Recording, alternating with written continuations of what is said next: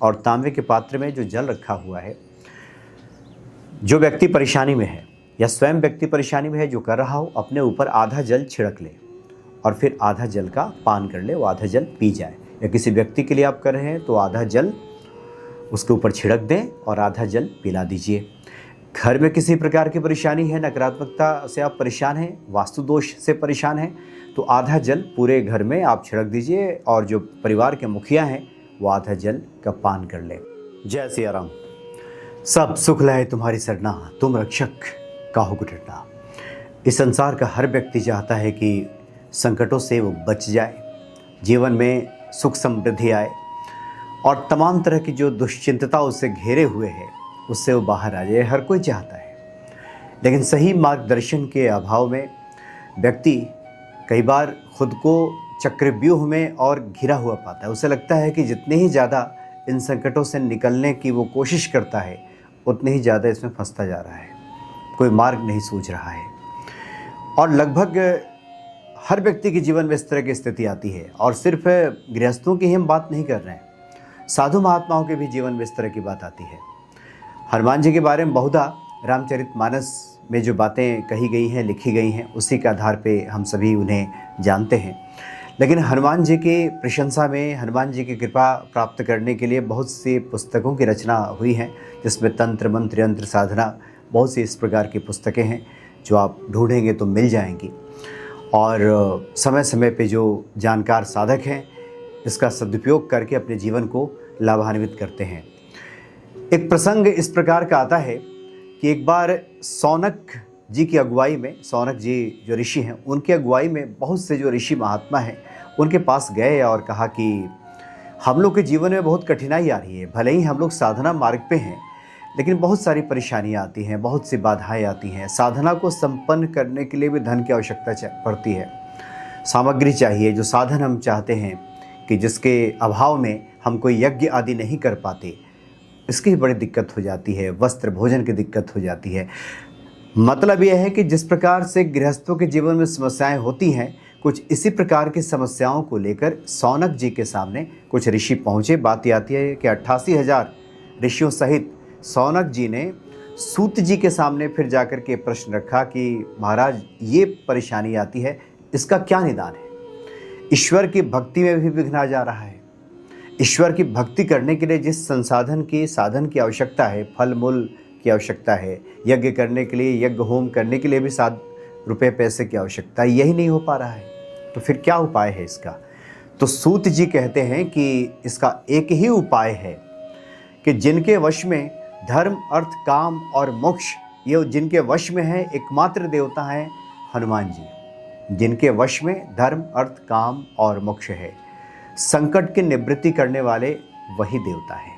उन्हीं की शरण में हम सभी चलें, तभी भगवत जो पथ है ये प्रशस्त होगा और इस मार्ग पे हम सभी आगे बढ़ पाएंगे और हमारा जो जीवन है निर्विघ्न रूप से चल पड़ेगा। यानी कि हनुमान जी ही एकमात्र ऐसे देवता हैं जिनकी शरण में जाने के बाद संकटों से निवृत्ति हो जाती है। आमतौर पे हम सभी हनुमान जी को प्रभु राम का प्रिय भक्त के रूप में जानते हैं। प्रिय भक्त हैं प्रभु राम के, संकट मोचन हैं इस रूप में जानते हैं।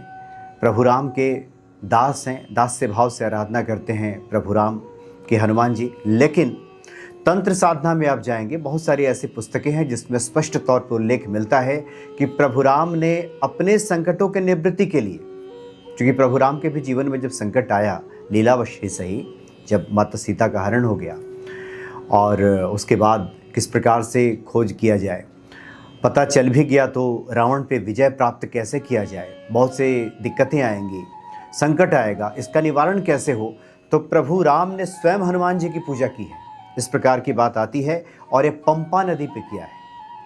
यानी हनुमान जी की पूजा आराधना देखने में ऐसे आती है बात की विभीषण जी ने किया, लेकिन एक और बात आती है कि पंपा नदी के किनारे प्रभु राम ने सबसे पहले हनुमान जी का पूजन किया। पंपा नदी महापुण्या तरंगिनी नमस्तुते तत्व तीरे हनुमत पूजा कृपा रामेण धीमता।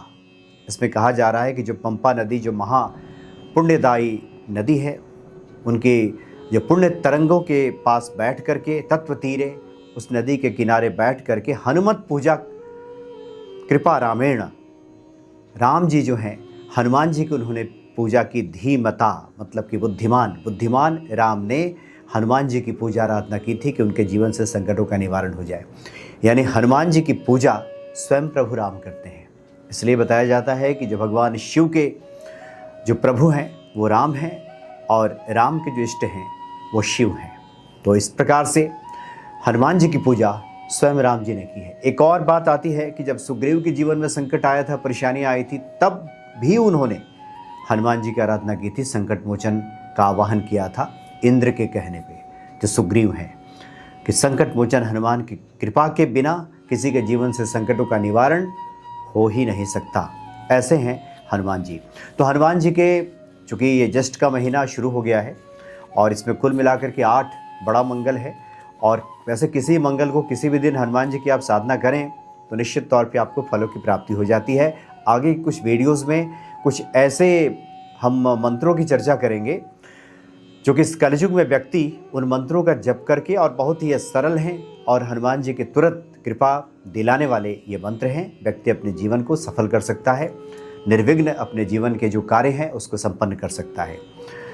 चूँकि जो साधना में जो निमग्न साधन है, इसका साक्षात्कार जो है, जो लोग उतरते हैं हनुमान जी की पूजा में, स्वतः ही ब्रह्मांड की शक्तियों से होने लगता है। जैसे ही हम हनुमान चालीसा पढ़ते हैं या हनुमान जी का कोई भी पाठ करते हैं तो जो ब्रह्मांड की जो शक्तियाँ हैं उससे एकाकारिता स्थापित होने लगती है, बल बुद्धि और क्षमता का विकास भक्त के भीतर होने लगता है, असाध्य रोगों का निवारण हो जाता है, संपूर्ण संकट व कष्टों से छुटकारा मिल जाता है जो लोग हनुमान जी की आराधना करते हैं। चाहे शत्रु बाधा हो, नकारात्मक शक्तियों से परेशान हो, धन की कमी हो, या जितने भी प्रकार के दुख हो सकते हैं मनुष्य के जीवन में, सभी का निराकरण हनुमान जी की भक्ति से, हनुमान जी की कृपा से हो जाता है।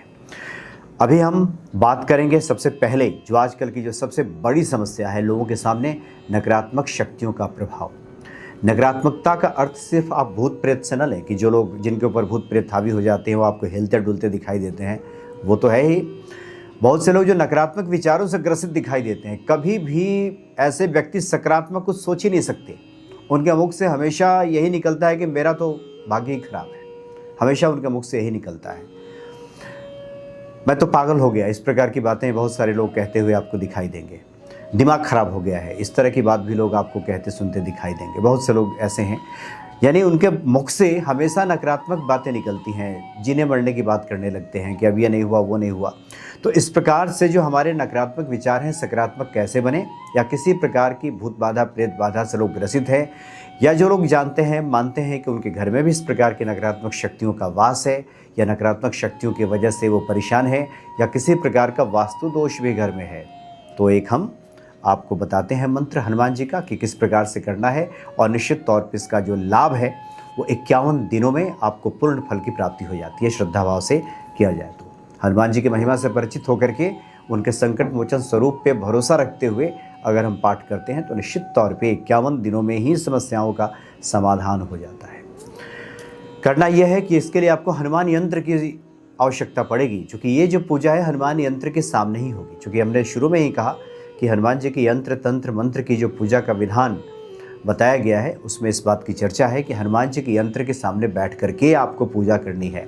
तो कहीं से आप हनुमान जी का एक सिद्ध यंत्र प्राप्त कर लें, किसी पंडित जी से आप पूजा पाठ करा करके स्थापित कर लीजिए, अपने घर में लगा लीजिए, और वहाँ पे बैठ करके जो पूजा के नियम है, सामान्य नियम है कि दिया जला लीजिए, और तांबे के पात्र में, तांबे के लोटे में या ग्लास में शुद्ध जल उसमें रख लीजिए, हनुमान जी का ध्यान धरिए, प्रभु राम की मानस पूजन कीजिए। प्रभु राम और सीता जी, लक्ष्मण जी के सहित या राम दरबार की जो छवि हमारे मन में आए, मानस पूजा, आंख बंद करके कि हम प्रभु राम के पूजन कर रहे हैं, उन्हें नैवेद्य अर्पित कर रहे हैं, उनकी आरती दिखा रहे हैं। इस प्रकार से मानस पूजन करने के बाद हनुमान चालीसा कर लें, और वहीं बैठ करके इसमें मूंगे की माला की आवश्यकता होगी। यानी 2 सामग्री इसमें बहुत आवश्यक है नकारात्मकता से लड़ने के लिए, उसको दूर भगाने के लिए। एक तो हनुमान जी का यंत्र और दूसरा मूंगे की माला चाहिए इसमें। तो मूंगे की माला से वहीं पे बैठ करके ओम हंग हनुमते रुद्रात्मकाय होंग फट, ये हनुमान जी के यंत्र में भी ये मंत्र लिखा रहता है। इसी मंत्र का आपको 1 माला का जप करना है। जब जप पूर्ण हो जाए तो क्षमा मांग करके प्रणाम करके जब उठें, वहाँ से जल गिरा करके अपने माथे पे लगा के कि फलम भवेद, मैंने जो पूजा किया उसका फल मुझे प्राप्त हो, एक कह करके उठ जाएं। और तांबे के पात्र में जो जल रखा हुआ है, जो व्यक्ति परेशानी में है या स्वयं व्यक्ति परेशानी में है जो कर रहा हो, अपने ऊपर आधा जल छिड़क ले और फिर आधा जल का पान कर ले, वो आधा जल पी जाए। या किसी व्यक्ति के लिए आप कर रहे हैं तो आधा जल उसके ऊपर छिड़क दें और आधा जल पिला दीजिए। घर में किसी प्रकार की परेशानी है, नकारात्मकता से आप परेशान हैं, वास्तु दोष से परेशान हैं, तो आधा जल पूरे घर में आप छिड़क दीजिए और जो परिवार के मुखिया हैं वो आधा जल का पान कर लें। 51 दिनों तक, 51 डेज, 51 दिनों तक अगर लगातार इसको करना है तो निश्चित तौर पे इससे जो नकारात्मक शक्तियां हैं दूर हो जाएंगी। हमारे भीतर की जो नकारात्मकता है वो भी दूर हो जाएगा और हमारे भीतर सकारात्मकता का वास होगा। तो इस प्रकार से जितनी भी समस्याएं हैं मनुष्य के जीवन में, सबका उपाय, सबका निराकरण किया गया है। बाद में बात करेंगे, चूँकि शुरुआत हमने जो चर्चा की थी शौनक ऋषि और सूत ऋषि के साथ जो वार्तालाप हो रहा है, तो सूत ऋषि जी ने तो बहुत विस्तार से बताया है कि हनुमान जी का हम पूजन कैसे करें।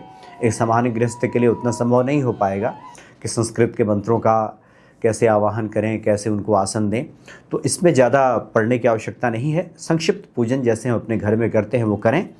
और ये जो मंत्र है ओम हंग हनुमते रुद्रात्मकाय हुंग फट, मूंगे की माला से आप जप लीजिए हनुमान यंत्र के सामने बैठ करके। देखिए घर के सभी नकारात्मकता और जो वास्तु दोष की स्थिति बन रही है वो सब दूर हो जाएगी और हनुमान जी के हम कृपा पात्र बन जाएंगे। आगे वीडियोज़ में अन्य समस्याओं पे हम बात करेंगे।